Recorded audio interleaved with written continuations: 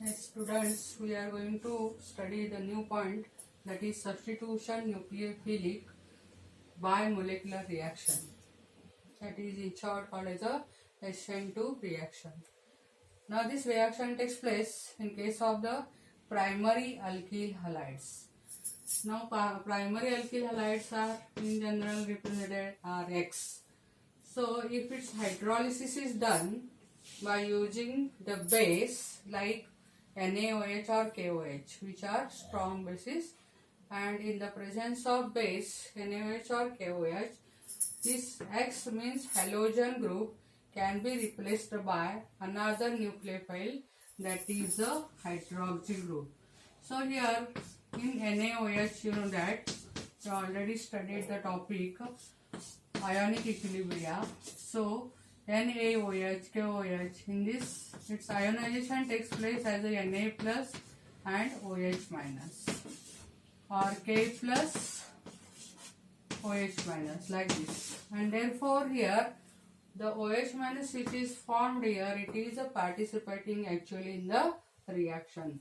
Now for example, if you consider your alkyl halide, that is CH3Br, a simple example we are going to consider here. So the reaction of alkyl halide, that is the methyl bromide, if we are studying, so Br is one nucleophile, and from NaOH or KOH we are here taking the ion which is undergoing this reaction, that is a OH minus.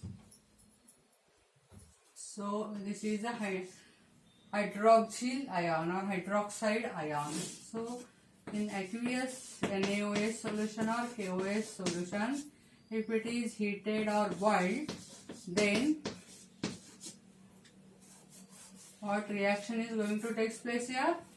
So this nucleophile means Br is also nucleophile because it contains negative sign and it is more electronegative than carbon or hydrogen. So from methyl bromide, a simple reaction is taking place,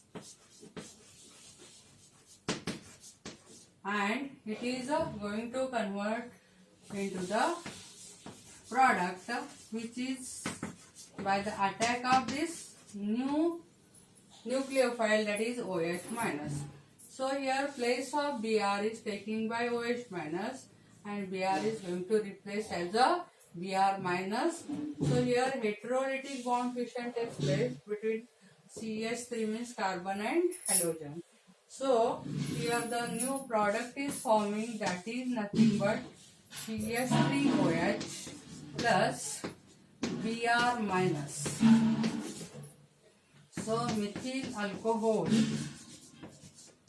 is obtained here. Do you understand? Methyl alcohol, how it is obtained from methyl bromide. So CH3Br react with hydroxyl ion and Br is replaced by OH and it is giving the product, that is nothing but methyl alcohol. So such type of reaction which is taking place here, we have to study in detail. Means how the breaking of bond takes place, making of new bond takes place, and what are the energy changes takes place, etc. And also the rate of reaction. So rate of reaction you have studied in kinetics. What is the chemical kinetics? The rate of reaction, it is depends upon what? It is depends upon the either one molecule, concentration of one molecule, or either on the concentration of two molecules, or whatever the number of molecules are participating in the chemical reaction.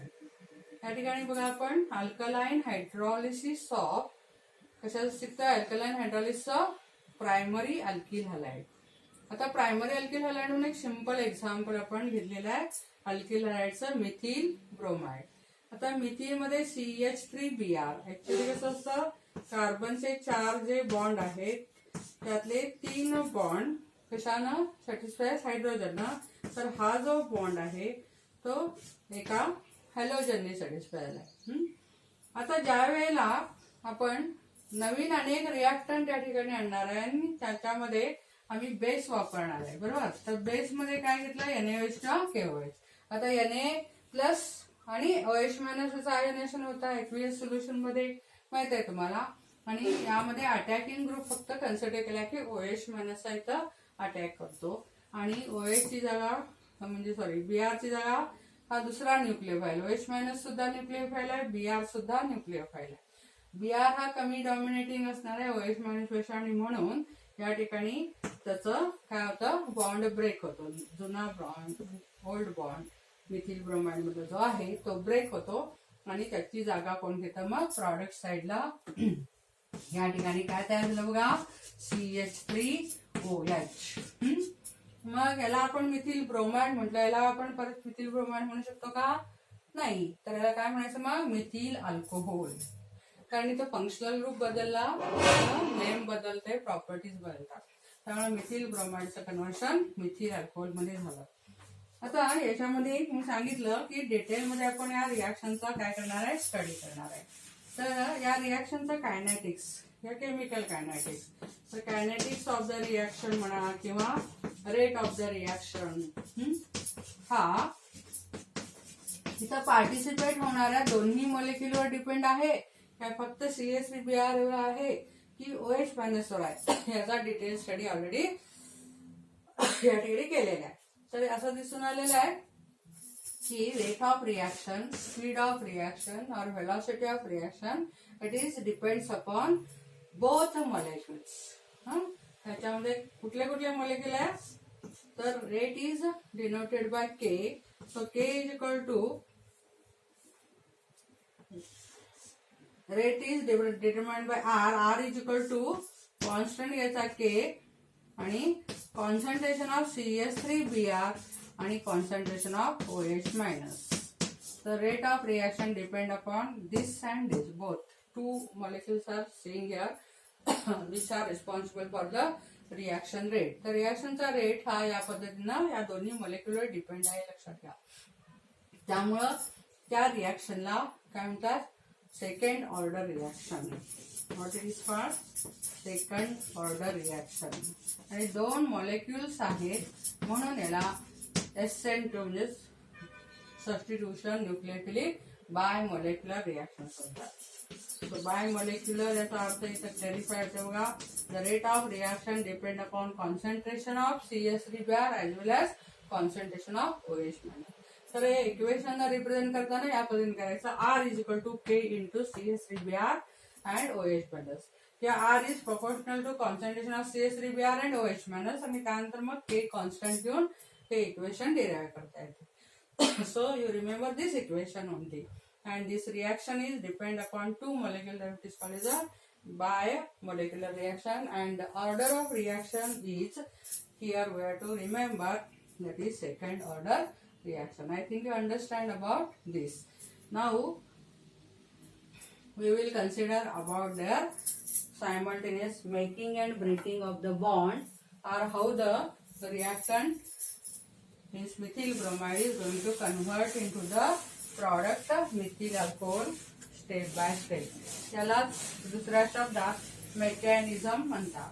The step by step detailed study of a particular chemical reaction which is considered either it is taking place where it is becomes slow or where it is becomes fast, whatever the energy change is taking place, etc.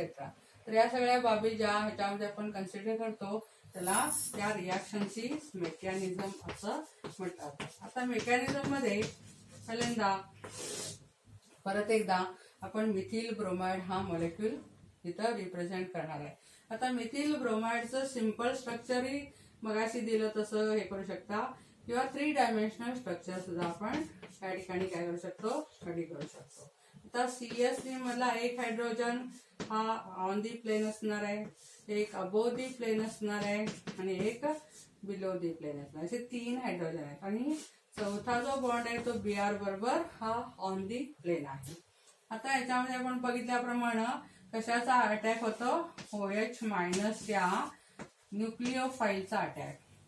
आता इथं न्यूक्लियोफाईल आहे तर समोरून attack काय करणार की हाही BR minus म्हणजे ऍक्च्युली त्याच्यावरही डेल्टा मायनस चार्ज असतो, पार्शल निगेटिव्ह चार्ज असतो. त्यामुळे याचा जो अटॅक आहे हा कन्सिडर करताना शक्यतो हाही बल्की ग्रुप आहे आणि हा सुद्धा बल्की ग्रुप आहे, तर एकमेकाला ते चॅलेंज न करता हा जो अटॅक करणार आहे तो बॅक साइड न या ठिकाणी कशावर अटॅक करेल, तर कार्बनवर अटॅक करेल. आणि BR मग हा ओल्ड बॉन्ड जो CBR आहे तो हळूहळू नंतर ब्रेक होईल. पण ही स्टेप जी आहे ती स्लो असते, इथं जास्तीत जास्त एनर्जी लागते लक्षात घ्या. आणि एकच स्टेप त्याच्यामध्ये आहे. आता OH इथं आला त्यावेळेला BR लगेचच इथून निघून जात नाही. त्यामुळे असं एक स्ट्रक्चर आपल्याला मिळतं की सेंट्रल जो कार्बन आहे तो जणू काही 5 मेंबर्ड असं त्याच्यावरती 5 ऍटम अरेंज झालेले असल्यामुळं पेंटा व्हॅलेंट आहे की काय असं आपल्याला वाटायला लागतं. तर या ठिकाणी लक्षात घ्या की हे जे आपण डॉटेड लाईननं दाखवलेलं आहोत ते पार्शल बॉन्ड म्हणतो. तर तसं इथं पार्शल बॉन्ड तयार होतो कुणाबरोबर, तर OH बरोबर. आणि याचा जो पूर्ण बॉन्ड होता BR बरोबर तो सुद्धा पार्शली ब्रेक व्हायला लागतो. So partial bonds are going to form simultaneously. Here the OH is attacked on carbon from back side. So here you have to remember back side attack or opposite side attack. Opposite कुणाच्या, तर BR च्या side पासून विरुद्ध दिशेनं कोण approach होतो, OH is going to approach. सगळं तुम्हाला नोट्स मध्ये मी दिलेलं आहे, परत व्यवस्थित वाचा. So here partial charges are also going to form it. Minus half charge याच्यावर येतो, याच्यावर पण मायनस हाफ चार्ज येतो आणि इथं प्लस चार्ज ह्याच्यावर येतो. तर या पद्धतीनं partial making and breaking of the bond also denoted as a dotted lines. तर या पद्धतीनं एकूण 3 कार्बन एकमेकांपासून बरोबर 120 डिग्रीनं अरेंज झालेले आहेत. त्याला sp2 हायब्रिडायझेशन म्हणतात. इथं जे आहे ते टेट्राहायड्रल हायब्रिडेशन आणि sp3 कार्बन आहे. इथं मात्र ते 3 हायड्रोजन आणि 1 कार्बन असं जर कन्सिडर केलं तर एक्झॅक्टली त्यांची जी पोझिशन आहे आता, तर या पद्धतीनं ते एकमेकांना ट्रायंग्युलर शेपमध्ये अरेंज झालेले असणार आहेत. एकमेकांना अटॅच होताना ट्रायंगल शेपमध्ये अटॅच होऊन 120 डिग्री बॉन्ड एंगल. आणि अशा प्रकारे sp2 तसं ऍक्च्युली हायब्रिडेशन असते. पण इथं पार्शल पुन्हा आणि 2 काय आलेत, बॉन्ड आलेले आहेत OH आणि BR. त्यामुळे 5 एकूण ऍटम सध्या या स्थितीमध्ये कार्बन भोवती आहेत. त्यामुळे कार्बन काय होतो, अनस्टेबल होतो, कारण कार्बनची कॅपॅसिटी 4च बॉन्ड तयार करायची, त्या 4च त्याच्या भोवती ऍटम किंवा म्हणजे ग्रुप राहू शकतात. तर इथे 5 आल्यामुळे तो अनस्टेबल होतो. आणि अशा प्रकारचं जे काही स्थिती निर्माण होते OHच्या अटॅकमुळे या ठिकाणी किंवा न्यूक्लिओफाईलच्या अटॅकमुळं, तर त्याला ट्रान्झिशन स्टेट असं म्हणतात. ट्रान्झिशनचा अर्थ काय की थोडंसं ते प्रॉडक्ट सारखं वाटतं, तर थोडंसं रिॲक्टंट सारखं वाटतं आणि ते काय कन्व्हर्टेबल आहे. अशा स्थितीमध्ये अनस्टेबल अशी जी परिस्थिती येत आहे, त्यामुळे याला आपण ब्रॅकेटमध्ये ऍड केलेलं आहे, ठेवलेला आहे. आता इमिडिएटली ही सिच्युएशन झाल्यानंतर हा प्रॉडक्ट अतिशय अनस्टेबल असल्यामुळे आपण तो तयार करू शकत नाही. त्याला दुसरा वर्ड पण आहे ऍक्टिव्हेटेड कॉम्प्लेक्स. आता हे ऍक्टिव्हेटेड कॉम्प्लेक्स तयार होत आहे त्यावेळेला एनर्जीचा जर विचार केला तर हायेस्ट एनर्जी असते त्यावेळेला या स्थितीमध्ये. आणि त्यामुळे ते एनर्जी जेवढी जास्त तेवढी स्टॅबिलिटी कमी. या पद्धतीने स्टॅबिलिटी कमी होते. आणि इमिडिएटली या स्टेपला आल्यानंतर ऍक्च्युली स्टेप नाहीच आहे, ही इमॅजिनरी आहे. It is not a step, but like this the condition will be there and that imaginary state is called as a transition state here. की हे असं होत असणार आहे, partial breaking of the new bond, partial breaking of the old bond. CBR मधला bond हळूहळू बाजूला होत जाईल आणि COH मधला बॉन्ड तयार होईल. आता हे बॅकसाइड अटॅक केल्यामुळं काय होतं बघा, की ह्याचं जे काही अरेंजमेंट आहे ते एक्झॅक्टली काय ते रिव्हर्स होते.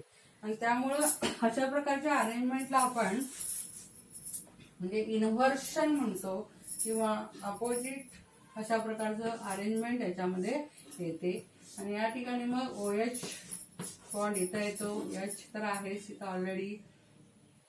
या ठिकाणी हा डॉटेड लाईनचा बॉन्ड इथं येतोय आणि तिसरा हायड्रोजन हा या पद्धतीने इथं अरेंज होऊन CH3OH हा मॉलिक्युल इथं तयार होत आहे.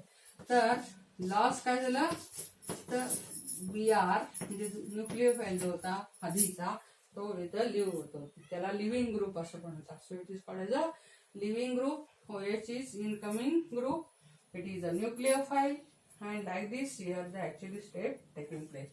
So all these things we have to means remember here and see here. In case of this compound whatever form that is having the methyl alcohol I have already told to you, and its configuration म्हणजे याचा जो structure आहे ते जर consider केला तर त्याला inversion of configuration असं म्हणतात. कॉन्फिगरेशन म्हणजे काय, ॲटमची अरेंजमेंट एखाद्या मॉलिक्युल मध्ये असते ती. याचं आणि याचं कम्पॅरिझन केला तर तुम्हाला असं दिसून येईल की या ठिकाणी या प्रकारचं स्ट्रक्चर ही BR जिथं होता त्याच्या अपोजिटला OH गेला आणि जो हायड्रोजन इकडे होता तो एक्झॅक्टली रिव्हर्स साईडला आला, मिरर इमेज सारखं. आणि या पद्धतीने या ठिकाणी हे इन्व्हर्शन ऑफ कॉन्फिगरेशन जे स्टडी केलं ते शास्त्रज्ञाचं नाव आहे वॉल्डन आणि याला म्हणून वॉल्डन इन्व्हर्शन असं पण म्हणतात. So this is also called as a Walden inversion. So in mechanism what is expectation, काय एक्सपेक्टेड आहे की या ठिकाणी OHचा अप्रोच कशा पद्धतीने होतो, ट्रान्झिशन स्टेट म्हणजे नेमकं काय फॉर्म होते, प्रॉडक्ट नेमका कसा तयार झाला, त्या प्रॉडक्टचं कॉन्फिगरेशन कसं आहे, रिॲक्टंटच्या कम्पॅरिझन मध्ये याच्यामध्ये काय बदल झालाय, त्याच्या स्ट्रक्चरमध्ये काय बदल झाला, हे सगळं आपण इथं स्टडी करणार आहे. ते स्टडी केलेलं आहे. तर लक्षात आलं का बघा, Wien methyl bromide it is undergoing nucleophilic substitution in the presence of hydroxide ion, that is OH minus ion, then what happens here, OH is going to attack not from front side because here already one nucleophile is there, so it can't challenge directly to this nucleophile, and therefore it is means seeking the place, and that is opposite side attack is possible here, or it is also called as backside attack. So when backside attack takes place, then what happens here, partial making of bond between C and OH takes place, but here already BR is also present. It is then partially means its bond is becomes disturbed, and therefore its partial breaking is started, and therefore we have to show partial making and partial breaking of the bond, and hydrogen are arranged in trigonal shape. बरोबर त्रिकोणाकृती मध्ये बरोबर हे जर जोडला तर त्रिकोणाचा आकार होतो. तर या पद्धतीचा आकार असलेला असं कार्बन आणि हायड्रोजनचे अरेंजमेंट होते आणि त्याला हे परपेंडिक्युलर म्हणतात. तर परपेंडिक्युलर हा COH किंवा CBr बॉन्ड राहतो, हे सांगायला पाहिजे आपण. We have to mention that. तर perpendicular COH and CBr bond which are simultaneously taking place.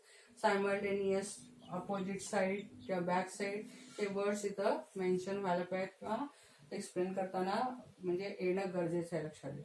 So here such type of situation around this central carbon it becomes unstable.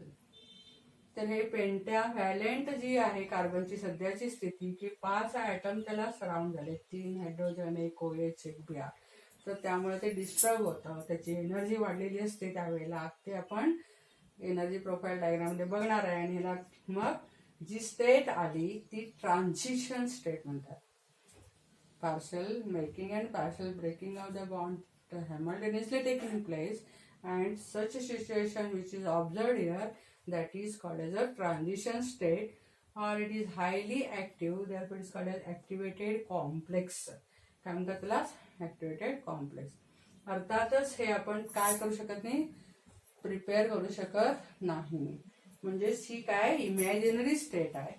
त्यामुळे actually याचं conversion यामध्येच direct होतं. हे फक्त आपण असं असूच शकेल असं इमॅजिन करतो आणि त्याची एनर्जी मात्र आपण डिटरमाइन करू शकतो. हायेस्ट एनर्जी असते. तर ही जी स्टेप आहे म्हणून तिला स्लो म्हणतात आणि ही फास्ट मग याचं कन्व्हर्शन होते. म्हणजे ऍक्च्युली एकच स्टेप आहे that is a product is reactant is converted into product. आता आणखीन काय बदल झाला? What is the change taking place during this? Now BR is seeing here while OH is going on this side opposite of the BR. तर product बरोबर जो functional group आहे न्यूक्लियोफाईल आहे नवीन आलेला तो एक्झॅक्टली BRच्या अपोजिटला गेला आणि जे हायड्रोजन या साईडला होते ते त्या साईडला गेले. अशा प्रकारच्या कॉन्फिगरेशनला की जसं आपण अम्ब्रेला उघडल्यानंतर उलट दिसतं ना सेम त्या पद्धतीने या ठिकाणी स्क्रिपिंग ऑफ द अम्ब्रेला टाईप दिसते आणि याला मग इन्व्हर्शन म्हणायचं. इन्व्हर्शन म्हणजे correctly reverse arrangement of atom around the carbon than the reactant पेक्षा प्रॉडक्टमध्ये या प्रकारची रिव्हर्स अरेंजमेंट मिळाली. आता इन्व्हर्शन ऑफ कॉन्फिगरेशन हे वॉल्डन या शास्त्रज्ञाने त्यावेळेला शोधून काढलेलं होतं म्हणून त्याला वॉल्डन इन्व्हर्शन म्हणतात. आणि फक्त एकच प्रॉडक्ट फॉर्म होतोय म्हणजे 100% इन्व्हर्शन म्हणून हा प्रॉडक्ट तयार झाला म्हणून 100% वॉल्डन इन्व्हर्शन असं इथला म्हटलं जातं. So like this do you understand I think about the mechanism. तर मेकॅनिझममध्ये attack of the nucleophile, backside attack takes place, simultaneous breaking and making of the bonds are going to form, old bond is going to break, new bond is forming, and this state whatever here we get that is carbon and around it the hydrogen which are present they are exactly remains in the triangle while the OH and BR are perpendicular to this triangle. तर या पद्धतीचे transition स्टेटमध्ये form होते आणि immediately या स्टेपला गेलं म्हणजे या ट्रान्झिशन स्टेटला हायेस्ट एनर्जी दिसून येते ती आपण ग्राफिकल रिप्रेझेंटेशन बघणार आहे. त्याला एनर्जी प्रोफाईल डायग्राम म्हणतात. ती बघणार याच्यानंतरचा पॉईंट येतो आणि ती फास्ट असते आणि या पद्धतीने या ठिकाणी हा प्रॉडक्ट फॉर्म होतो. तुम्हाला ती एनर्जी प्रोफाईल डायग्राम काय फार डिटेलमध्ये स्टडी करायची ती आहे. पूर्वीच्या सिलेबसमध्ये डिटेलमध्ये होते पण आता फक्त आपण माहितीसाठी बघायचं आहे. तर कोऑर्डिनेट रिॲक्शन कोऑर्डिनेट किंवा रिॲक्शनचा प्रोग्रेस वर्सेस पोटेन्शियल एनर्जी हा ग्राफ जर स्टडी केला तर असं दिसून आलेलं आहे की रिॲक्टंटची एनर्जी नेहमी म्हणजे कुठं हाय रिॲक्टंट आहे R असं आपण म्हणूया त्याला त्याची एनर्जी वाढत जाते ज्यावेळेला हा OH इथं अटॅक करतो आणि ट्रान्झिशन स्टेटला जातो आणि त्यानंतर या ठिकाणी हा प्रॉडक्ट ज्यावेळेला तयार होतो त्याची एनर्जी कमी होत जाते. तर आता या ठिकाणी डिफरन्स जो आहे तो हा एनर्जी